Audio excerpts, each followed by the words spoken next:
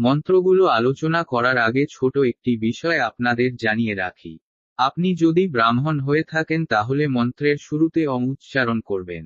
এছাড়া আপনি যদি ক্ষত্রিয়, বৈশ্য, শূদ্র, স্ত্রী হয়ে থাকেন তাহলে ওমের পরিবর্তে নমঃ উচ্চারণ করবেন। আর যেসব মন্ত্রে ওম নমঃ এই উভয় শব্দ রয়েছে সেসব মন্ত্রের ওম বাদ দিয়ে নমঃ থেকে উচ্চারণ করা শুরু করবেন। শিব প্রণাম মন্ত্র। তোমার কাছে নিজেকে সমর্পণ করি। নাগেন্দ্রহারকৃত কুণ্ডলভূষণায় ব্রহ্মেন্দ্র বিষ্ণু বরদায় নমঃ শিবায়। শোল্যার্থ যিনি কারণের পরম কারণ, যার অতি উজ্জ্বল দেদীপ্যমান পিঙ্গল নয়ন, কুণ্ডলীকৃত সর্পরাজের হার যার কণ্ঠভূষণ, ব্রহ্মা, বিষ্ণু এবং ইন্দ্রাদি দেবতাকে যিনি বর প্রদান করেন, সেই পরম শিবকে আমার প্রণাম।